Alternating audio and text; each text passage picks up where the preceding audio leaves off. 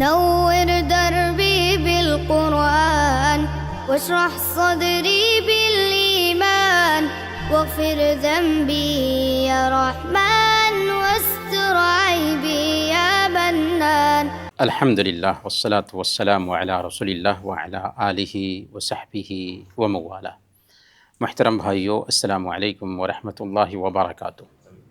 فجر کے بعد کی اس مجلس میں لگاتار ہم جان رہے ہیں حالات جن میں آیات اتری، یعنی وہ آیات جو خاص پس منظر رکھتی ہیں اور اس پس منظر میں آیتیں اتری ہیں، اور اس سلسلے کو آج ہم انشاءاللہ ختم کریں گے.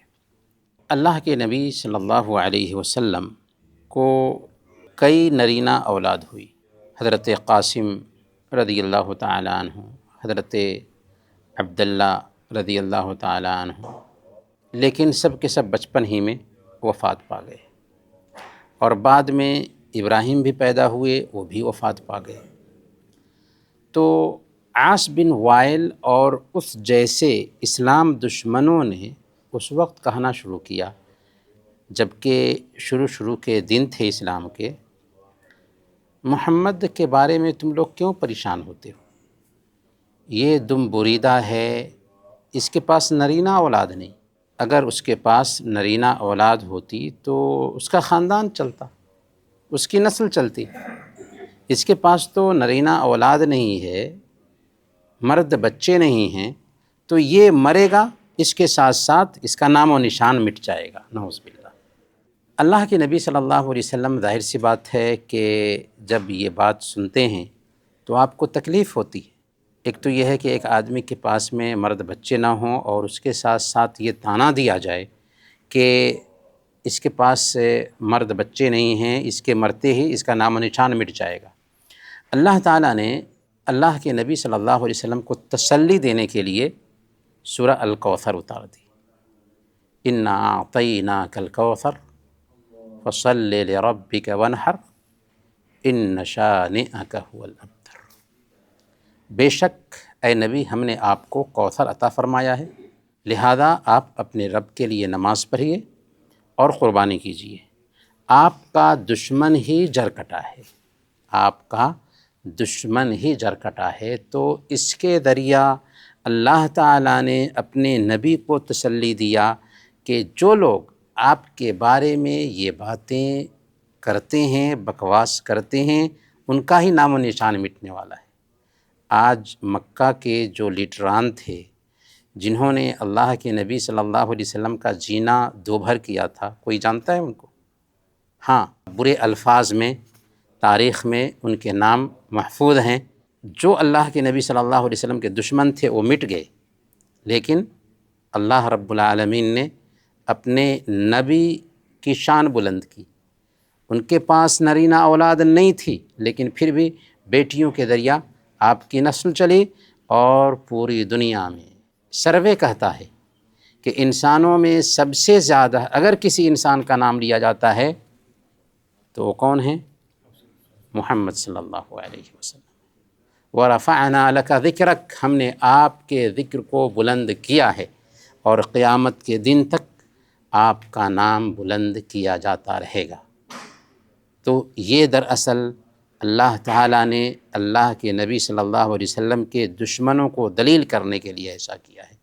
جنہوں نے اللہ کے نبی صلی اللہ علیہ وسلم پر پتھر پھینکے تھے، جنہوں نے اللہ کے نبی صلی اللہ علیہ وسلم کو برا بھلا کہا تھا، جنہوں نے اللہ کے نبی صلی اللہ علیہ وسلم کو طعنے دیے تھے، اللہ تعالیٰ نے ان کو تاریخ میں عبرت کا سامان بنا دیا، لیکن اللہ کے نبی صلی اللہ علیہ وسلم کی شان بلند فرمائی. اسلام کے شروع کے ایام ہیں.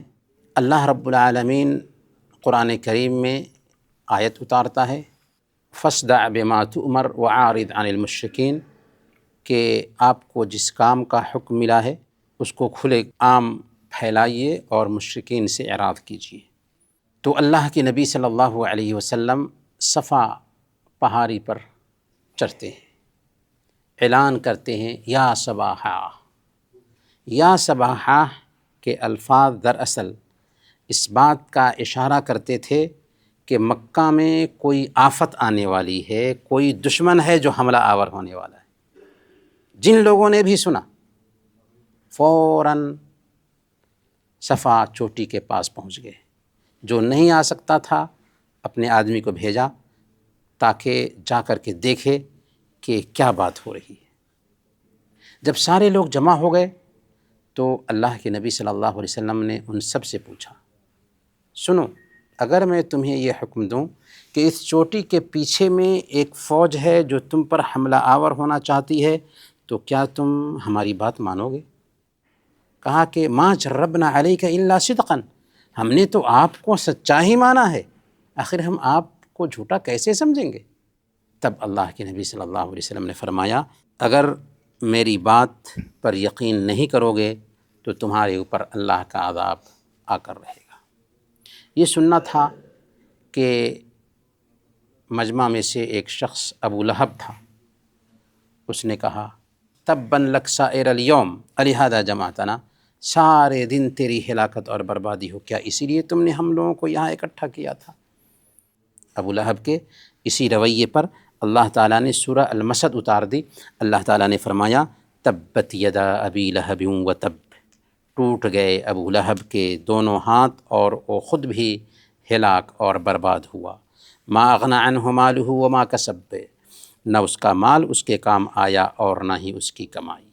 سیصلی نارا ذات لہب، وہ عنقریب شعلہ اگلتی ہوئی آگ میں ڈالا جائے گا۔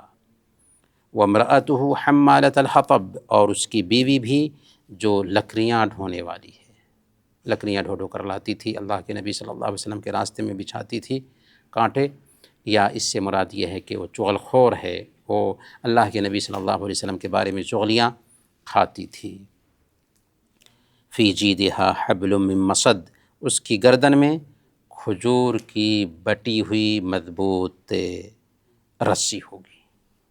یہ سورہ المسد ہے جو اتری اس پس منظر میں کہ ابو لہب نے سارے لوگوں میں بڑھ کر کے اللہ کے نبی صلی اللہ علیہ وسلم کی مخالفت کی اور کہا کہ تیری ہلاکت ہو، کیا تو نے اسی لیے ہمیں جمع کیا ہے؟ اللہ تعالیٰ نے آیت اتار دی کہ نبی پاک صلی اللہ علیہ وسلم کی ہلاکت نہیں ہوگی بلکہ ہلاک تم ہونے والے ہو۔ اسی لیے ابو لہب کو کچھ ہی دنوں کے بعد ایسی بیماری لاحق ہوئی کہ اس کی وجہ سے اس کی موت ہو گئی، اور اس کے بدن سے ایسی بدبو آتی تھی کہ اس کے بچے بھی اس کے پاس قریب نہیں ہوتے تھے، یہاں تک کہ اس کی لاش 2-3 دن تک رکھی رہ گئی تو اس کے بیٹوں نے کرین سے اس کے اوپر پتھر برسایا اور اسی کے گھر میں اس کو دبا دیا۔ تو یہ دراصل اللہ رب العالمین کی طرف سے اس کے لیے سزا تھی۔ یہاں پر ایک اور نقطہ ہے جو سمجھنے کا ہے سورہ المسد میں۔ اللہ تعالیٰ نے شروع میں یہ سورہ اتاری تھی اور اس میں کہا تھا کہ ابو لہب کے دونوں ہاتھ برباد ہوئے اور وہ خود برباد ہوا۔ گویا کہ اللہ تعالیٰ نے اشارہ کیا کہ ابو لہب اسلام قبول کرنے والا نہیں ہے۔ اس کے لیے ممکن تھا اللہ کے نبی صلی اللہ علیہ وسلم کے پاس آتا اور جھوٹ موٹ کا ہی اسلام کا اعلان کر کے جھٹلا دیتا کہ تمہارے قرآن نے تو کہہ دیا ہے کہ میں اسلام قبول کرنے والا نہیں ہوں، میرے ہاتھ ٹوٹ گئے اور میں برباد ہو گیا، دیکھو میں نے اسلام قبول کر لیا، تمہارا قرآن جھوٹا ہو گیا۔ کر سکتا تھا؟ نہیں کر سکتا تھا، کیونکہ اللہ کے نبی صلی اللہ علیہ وسلم سے اس کو سخت دشمنی تھی۔ وہ ایسا کر سکتا تھا لیکن نہیں کر پایا۔ اس سے پتہ چلتا ہے کہ قرآن اللہ کا کلام ہے، اللہ نے کہہ دیا تھا ویسے ہی ہوا۔ میرے بھائیوں، انہی باتوں کے ساتھ ہم اس سلسلے کو ختم کرتے ہیں اور اللہ تعالیٰ سے دعا کرتے ہیں کہ ہم نے جو کچھ بھی قرآن کی آیات سیکھی ہیں اللہ تعالیٰ اس میں برکت عطا فرمائیں۔ اللہ تعالیٰ ہمارے اندر، ہمارے بچوں کے اندر اور ہماری زندگی میں تبدیلی لائے اور قرآن کریم کے نور کو ہماری زندگی میں اتار دے۔ آمین۔ وصلی اللہ علی نبینا محمد وعلی آلہ وصحبہ اجمعین۔